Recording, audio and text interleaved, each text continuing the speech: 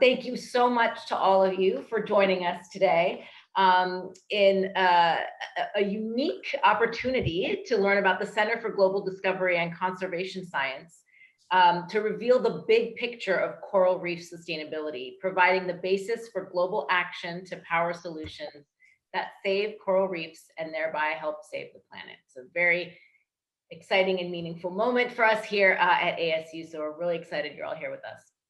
My name is Pardis Madavi. I am the Dean of Social Sciences here in the College of Liberal Arts and Sciences at Arizona State University. So before we learn about these significant advances from the director of the Center for Global Discovery and Conservation Science, Dr. Greg Asner, I'm very pleased that we have both ASU President, Dr. Michael Crow, as well as Bill Hilt, the CEO from Vulcan, who will say a few words, and then we will hear from Dr. Crow.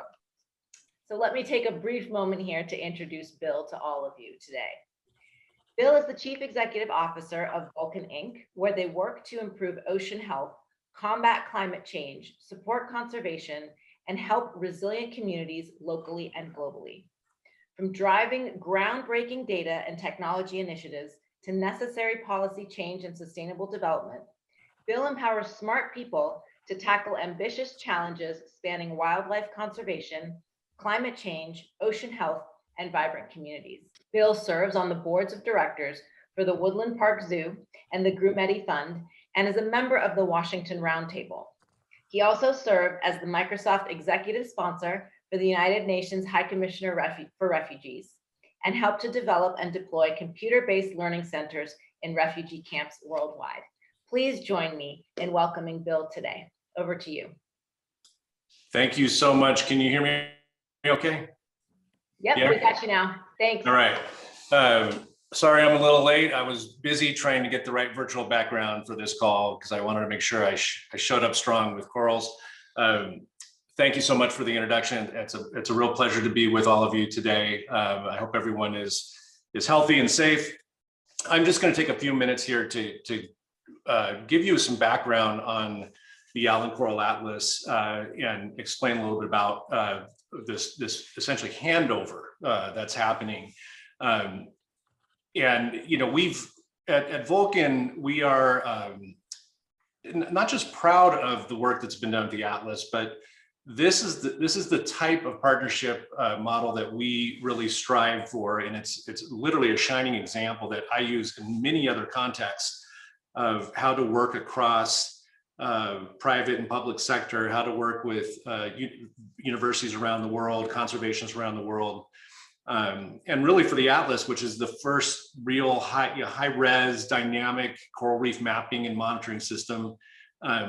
You know, having a tool for coral scientists and conservationists to give them better data to inform their decisions. We've seen that and heard that from the frontline workers that are using this every day, and that's what brings us so much joy. But let me walk down history lane here for a bit and tell you how this all started. So Vulcan's founder, Paul Allen, the late Paul Allen, he was a technologist and a philanthropist, and as you may know, he was the co-founder of Microsoft. And Paul really believed that the solutions to the great challenges in the world start with actionable open data that can inform and light up the pathway to impact. And so a lot of the work that we do, from brain research to artificial intelligence to conservation, climate, really comes to this core idea of actionable open data. You know, our Brain Institute started with building an atlas for the mouse brain. We have in conservation, you know, a strong track record of advancing conservation through data. Years ago, we did a project called the Great Elephant Census, where that resulted in widespread conservation anti-poaching efforts across Africa, and showed a 30% decline in the elephant population over a 7-year period, and really shined a light on the issue. And so Paul, when it came to the ocean, he was a very avid scuba diver. I can't tell you how many times we did a virtual teleconference when he was on his boat, literally wet, you know, still wet coming out of the water. And I was, you know, in rainy Seattle, wishing I was on a boat coming out of the water. But he witnessed firsthand the rapid and alarming decline of coral reefs. And so in 2017, I'll never forget this meeting. He said to a group of us, he said, what we know now about the future of our coral reefs is alarming. And I was waiting to hear, okay, what news does he have? But he was talking about the lack of information. And he said, so without action here, we're going to lose these ecosystems entirely within a few decades. And so this data gap, what we don't know is exactly where we need to focus our conservation efforts to ensure the long-term survival of these habitats. And so at the time, 2017, and many of you know this, I certainly know Greg knows this, we had better resolution maps of the surface of the moon than we did for coral reefs. And less than a quarter of all the global coral reefs had been mapped. And that mapping process was, through photos from scuba diving or light aircraft. And there was some early stage emerging use of satellite image data, but the resolution was poor and the access to that data, and this is very important, and the standardization of that data was wildly inconsistent, depending on the region. So we're in this meeting, and so the decision to take on this challenge of how do we map the world's coral reefs with a standardized methodology and high resolution, that decision was easy because we were excited, we were emotional, we're in the room, how do we save the coral reefs? What wasn't so easy was figuring out how to answer how to do that, how to figure out how do you take on a problem of that size and scope. And it certainly was beyond, at Vulcan, we pride ourselves on being very technologically savvy, but we were quickly realizing that we were only going to be one component in what was going to be necessary, an arrangement of partners to really bring this to reality.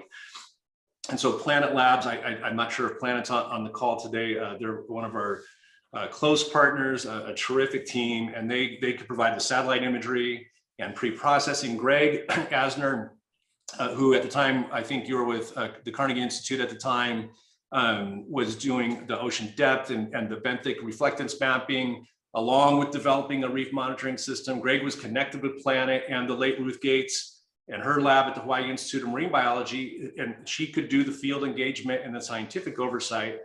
And we've been working already with the University of Queensland to generate the reef classification mapping, moving those satellite images to maps. So our role was really not just to be funders, but to think about the overall partnership strategy, to bring the partners together and project manage that work and build the data visualization and the website.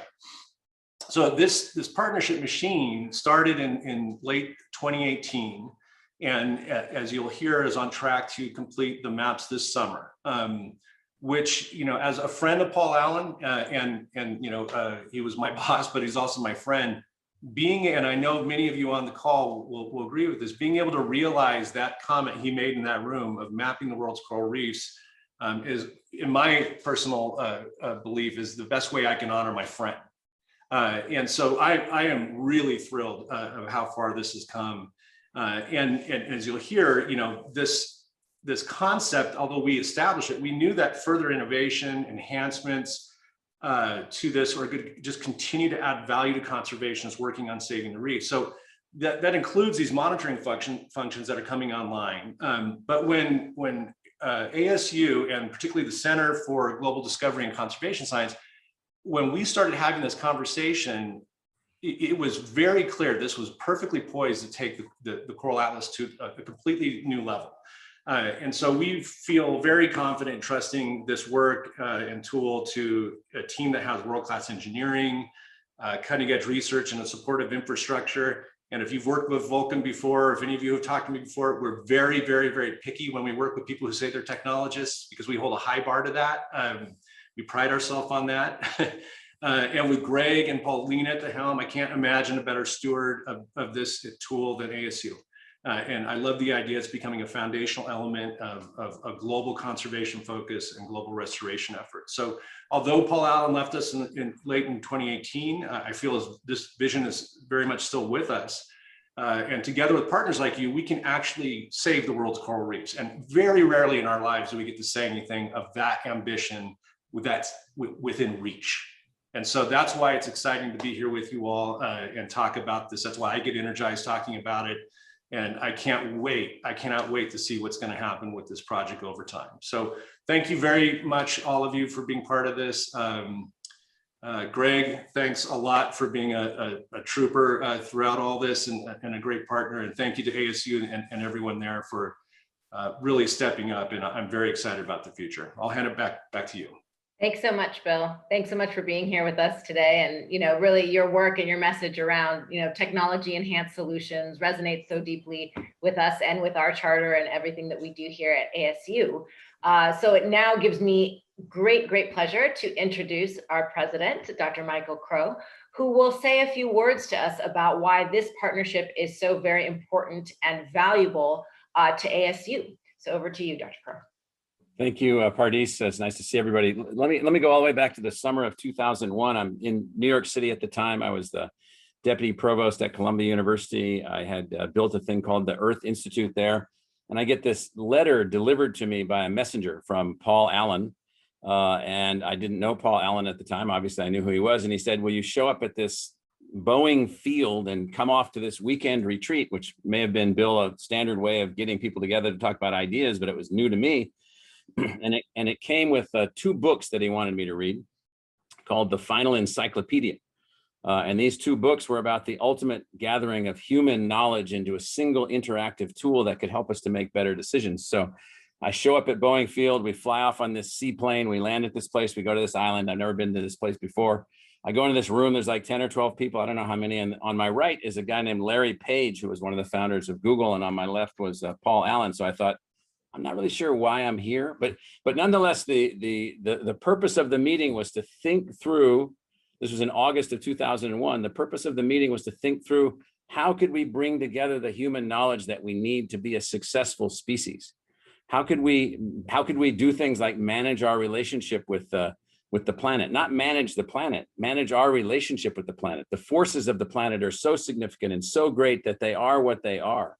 How do we manage our relationship with those forces, and so forth and so on? And I took out of that meeting the following set of conclusions. One, we were still living in the dark ages, and people like Paul Allen were people crawling with every ounce of energy that he could bring to bear, crawling us out of the dark ages by helping us to understand the importance of knowledge and information and cumulative knowledge and so forth. So I really viewed it and took it as an event that was very inspiring to me. The next month, of course, was 9/11, and a lot of things were complicated after that going forward. But in the last, I came here in 2002, and what I've been trying to do here at this university in the last 19 years is basically build a living, breathing, active, agile, intellectually engaged, non-dark ages, non-middle ages university. And we're past the inflection point. We're no longer a dark ages or middle ages university, one that thinks about somehow we're smarter than everyone. We're not.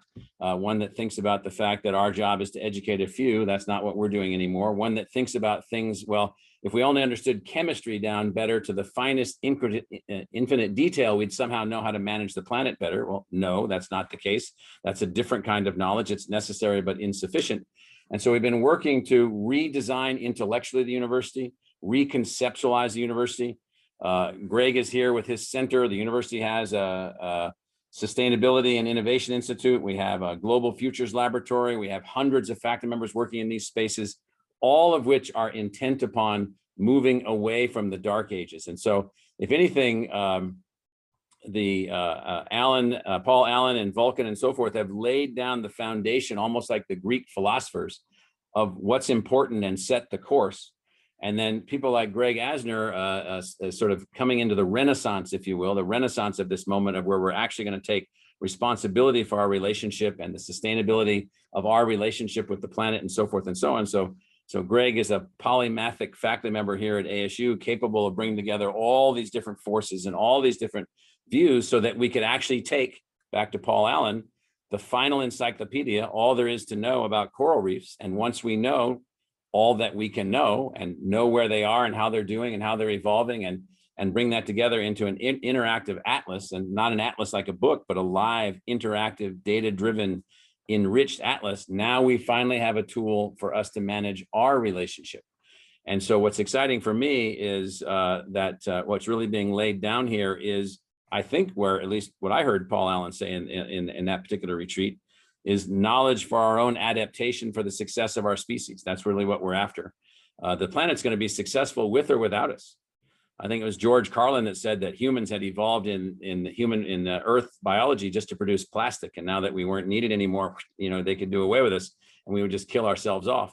And so, actually, we don't want that as our outcome, and so we'd like a better outcome along the way. So, I'm excited on behalf of the entire university, our Global Futures Laboratory, Greg's Center, all the things that we've got going on, the thousands of people at ASU that are deeply committed to a new intellectual framework for sustainability, deeply committed to a new way of thinking about sustainability.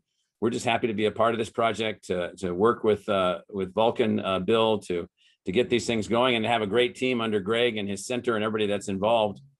And then I'll also just say that Hawaii is a fantastic place in which all things about where the species need to go can be demonstrated and can be illustrated and can be used as a way to educate everyone else. And so I'm happy that we've made it to the Renaissance, that we've got our Da Vinci-like guy in the form of Asner that can help us move forward.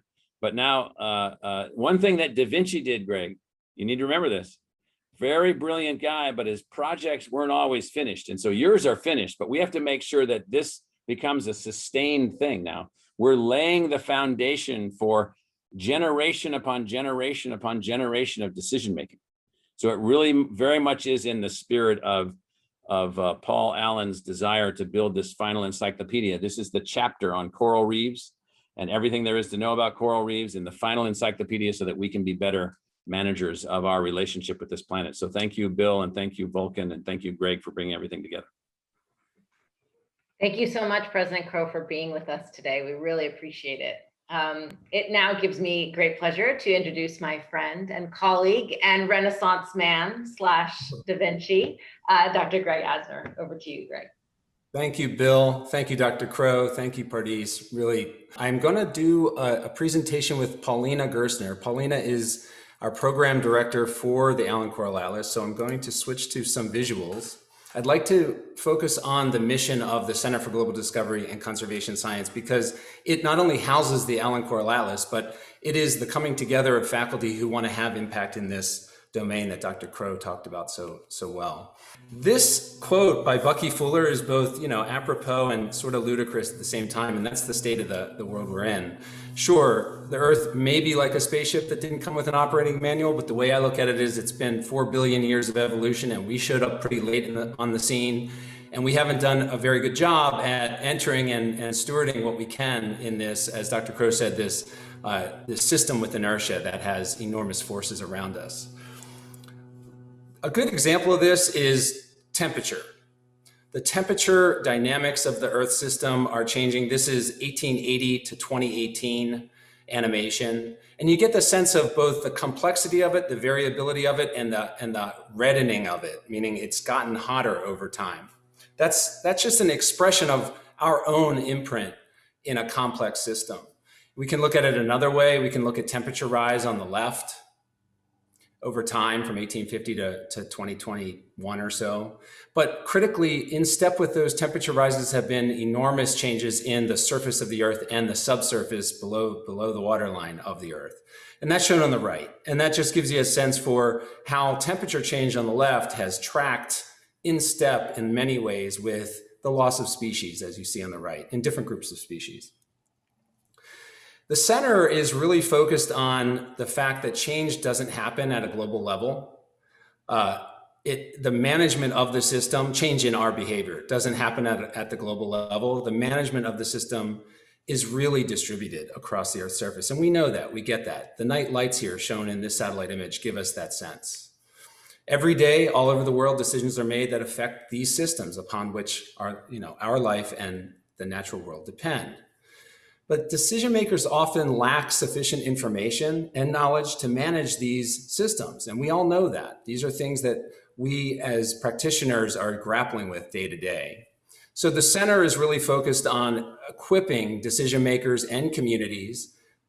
I think they're all decision makers, but to equip them together as a network of human interaction and enterprise with science-based knowledge and solutions that are needed to steward these critical ecosystems and to adapt to change.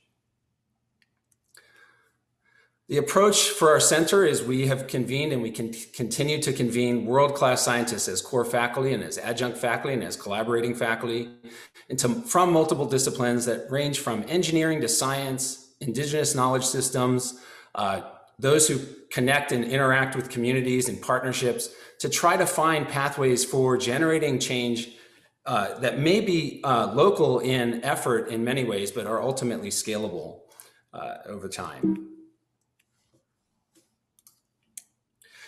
Some of our program highlights to give you a sense for the range of activities in our center. We have a Pacific Ridge to Reef program that is really one of a kind. It looks at land and sea interactions and the human role in mediating those interactions for all of the natural world that exists from the ridge lines down to the coral reefs. Our Global Airborne Observatory is our premier mapping system that has advanced technologies that don't exist in orbit yet. And then the Allen Coral Atlas is our first truly global program. Global in the sense that it certainly covers all shallow coral reefs worldwide, but it's at the resolution and information content detail that make the atlas actionable even locally. It's going to be changing. Sorry, never mind. Background noise, please mute your device. So let's talk about coral reefs. Coral reefs are threatened. Many in the room here today probably know this, but I wanted to make sure that we are all on the same page. We have ocean temperatures that are rising, but they're not rising uniformly. This is happening in what we call marine heat waves. We have sea level rise, we have acidification, and we have pollution and sediment. And so today, one of the most stark, shocking facts that's out there is that half of the world's coral reefs have died in the last 50 years, half in 50, and that we could lose up to 90% by 2050 unless we do more, a lot more, and fast. Why are coral reefs important? Well, I think it's easy to say that a lot of the human population depends on them. The number is about 500 million people directly on coral reefs. Later, I'll talk about coastlines and how many more people that is. Coral reefs provide food, storm protection, and tourism, a very large dollar number in terms of all of those factors. And then coral reefs are certainly a place of enormous biodiversity. Not only are they important biologically for coral reefs, but coral reefs impact the blue ocean and they impact land systems from a biodiversity point of view. The state of the science and technology, and this is what really generates the effort behind the Allen Coral Atlas. One, starkly, there's no globally comparable reef data, as Bill mentioned earlier. Two, there's no real-time information on the threats. Doesn't exist. Three, and critically, local efforts are under-supported by global programs. Many of the global programs are designed to look at the climate system, designed to look at the largest Earth system processes. How do those help communities? They do and they don't. And so, we're focused on trying to create tools and science and solutions that work globally, but have efficacy at the local level. And then finally, current monitoring methods are unscalable. And I know firsthand because I've got, I think, around 16,000 dives in the ocean, and I have thousands of hours in my aircraft above the ocean. And those are tough approaches to scale up, really tough, no matter how much of it you do. I'm going to turn this over now to Paulina, who's going to take us through the status of the Atlas today and also make a big announcement about new capability that we're rolling out. Go ahead, Paulina. Thanks, Greg. So to help fill that need of those incredible data gaps, as Bill mentioned already, Vulcan convened a group of experts in their fields who developed a proof of concept for mapping the world's coral reefs from high-resolution satellite imagery. So something that had never been done before at this scale and with a consistent method. Our pilot was immensely successful, and our group quickly became the founding partners of the Allen Coral Atlas program. As we worked out what we would create, two major goals began to emerge: maps, which you've all heard amounts about, and the dynamic monitoring system. For the first, the partnership set out to produce the world's first globally consistent high-resolution map to set the much-needed baseline of coral reef habitat worldwide. We envisioned this tool as one that would help coral reef conservationists, protected area managers, high-level decision makers, and academics make better data-driven decisions to protect coral reefs at local, national, regional, and global scales. And now, under ASU's leadership, after years of development, we're thrilled to unveil the first of its kind dynamic monitoring system to detect changes in water quality surrounding coral reefs and catch coral bleaching as it occurs in real time. So with these tools to expand on their existing toolbox of Atlas habitat maps and local expertise, those same users of the Atlas can react to real-time stressors as they occur. As I mentioned, our first hurdle as a program was the creation of habitat maps with a single consistent method. This represents maps of over 400,000 square kilometers, one 3.7 meter pixel at a time, so no easy feat. To date, we've mapped about 80% of the world's coral reefs and are estimated to finish later this summer. While we are primarily building this tool for conservation use cases like identifying coral extent for marine spatial planning, coral restoration projects, national and international conservation target setting like the 30 by 30 goals, and field survey planning, we're already seeing demand for this data for other purposes. So like education on coral reefs, engaging non-technical stakeholders in discussion of protection, et cetera. We're already seeing major successes. In Sri Lanka, a nonprofit used our habitat maps to petition the government to take an existing protected area and advance it to a national park around the Kayankerney Reef, so the reef you see here in the picture, giving it more government management resources and prestige to attract tourists. In Mozambique, the first ever countrywide marine spatial plan is being produced using Atlas habitat data and will inform the country's national strategy and action plan on coral reefs. And in Vanuatu, the International Union for Conservation of Nature, or IUCN, is creating a marine spatial plan with the Atlas data, which will direct priorities for their new Ministry of Ocean Fisheries and Maritime Affairs. The habitat maps are also being used to assess damage of tropical cyclones and direct funds to recovery plans in the country. So now's the really exciting part. For the past 2 years, Greg and our team of scientists have been working on the capability to detect coral bleaching from space. And not just detecting it, but detecting it in near real time and detecting areas that continue to bleach and measuring the length of time they bleach or don't bleach. For those of you who are a little bit new to coral bleaching, it's essentially the coral's stress response. So from warming water or being suffocated by sediment pollution. Some of us might, overeat when we're stressed, while corals lose their color and turn white. It doesn't mean they've died, but they're severely stressed, and some may die after bleaching. So our technology detects the stress response to enable action. This is unlike anything that's ever been done before. You might have heard of predictive technologies that can make an educated guess on where bleaching might happen based on other factors, like sea surface temperature, for example. But nothing this concrete has ever been done, and it's never been done at this scale. Today, I'm thrilled to show you what this capability looks like before anyone else in the world has seen it. So here we go. Here, I'm going to show you the Atlas. And if you haven't gotten a chance to see it already, go to www.allencoralatlas.org and check it out after this. I recommend visiting and seeing what we have to offer. I'm going to pan around and show you Western Australia habitat maps to start. As you can see in the legend, there's some pinkish color, which is coral. The darker green is the seagrass. The tan, as it disappears, is the sand, etc. And then below that, you see the beautiful satellite mosaic, which is 3.7 meter resolution from our friends at Planet. I'm going to turn on the bleaching detection here. And you'll notice there's a little calendar clicker right under where on the right hand rail. And I'm going to click through a few weeks and you'll see bleaching start to appear. We detect bleaching on a time scale. So when it's just started bleaching, we detect it as low bleaching. And as it continues to show up as whitening pixel, we incrementally increase it to moderate and severe bleaching. So these orange areas you see popping up as I go through the time clicker are essentially elongated periods of bleaching. I'm going to go back in time and show you one more other place, just to give you a sense for what this will look like in a more severe area. And as I zoom over to the northern part of Madagascar, I think I mentioned that we'll be offering new data every other week. And we will at first offer data all the way back to the beginning of 2021, and eventually we'll also roll out data historically so that you'll be able to see where bleaching has happened in the past. So as I turn on, you can see there's quite a bit of bleaching happening here.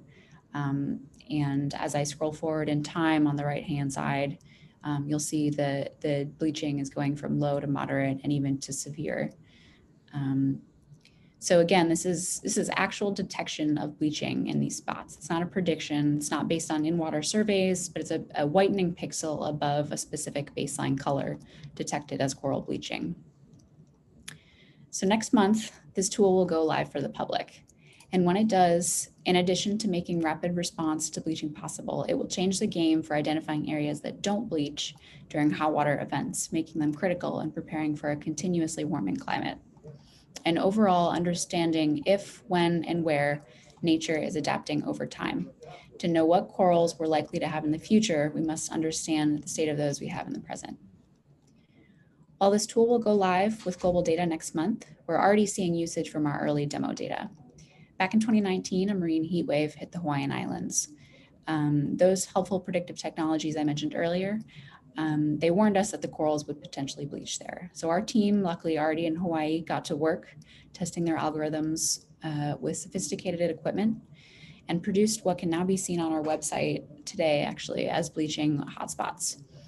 With this data in hand, the Hawaiian state government, along with the federal government, are already able to drive management plans based on actual and complete data for all the Hawaiian Islands. This is the type of usage that we expect to see from governments and conservationists when they use our real-time bleaching data, making management planning more efficient and data-driven. Back to you, Greg. Thanks, Paulina. Really great. It's just so great to see the monitoring system roll out and to see it in action there. I really appreciate seeing it today with everyone. You know, the Atlas has a future as well. So what we've done and what we will have accomplished by about mid-year this year, 2021, is this complete mapping of the world's coral reefs, a first-time mapping, as Bill talked about, and then the monitoring system to see where those corals are bleaching. But when you zoom out, and both literally and scientifically, what we know as scientists is actually bleaching is not all of the story. And coral reefs, about a third to maybe half of the losses that we've seen, we think is due to hot water events or these marine heat waves. Up to 2/3 of the losses over time have actually been caused by local processes, local activities. Those include overfishing, coastal development, and watershed pollution. So with that in mind, the Atlas must expand into this other 2/3 of the problem space in order for us to address it. To do that, we have 3 areas that we are expanding into. One is we need new satellite observations, and we're partnered with Planet, Jet Propulsion Lab, other organizations to generate the next set of satellite technologies that will let us not only see where coral reefs are, but to understand their composition more deeply and to understand the land processes that abut those coral reefs. The second area that we're expanding into is decision support tools.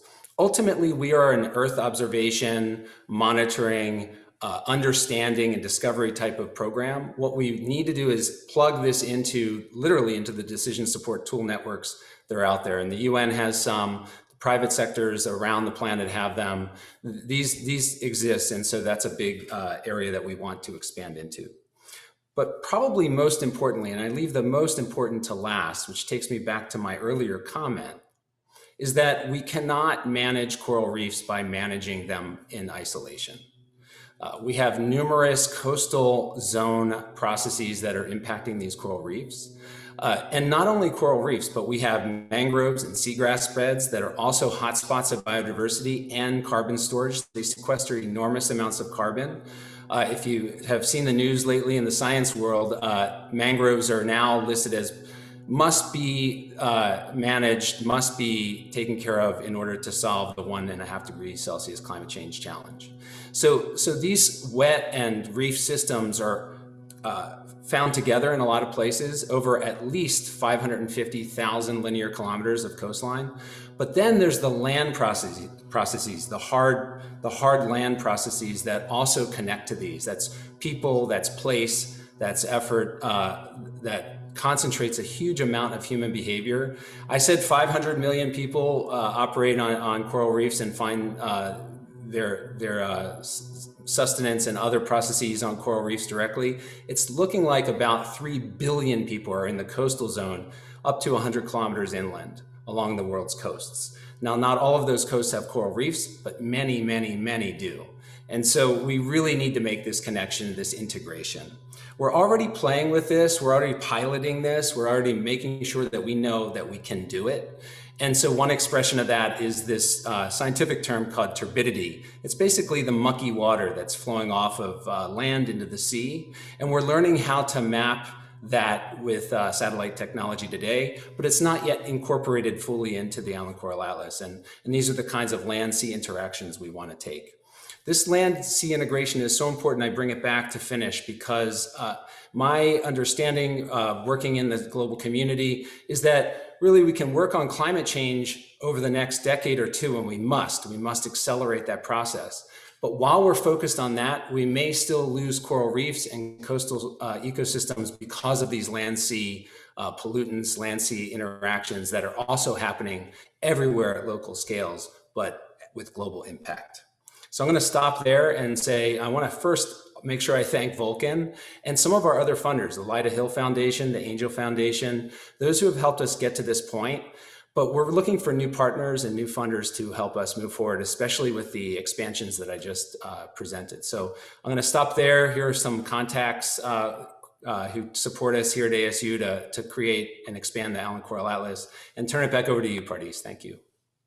Thanks so much, Greg and Paulina. What a terrific presentation, and the tool is incredibly inspiring. Thanks again, everyone, for coming, and don't hesitate to contact us with any questions. We will be in touch. Thanks again, everyone. Bye-bye. Thank you.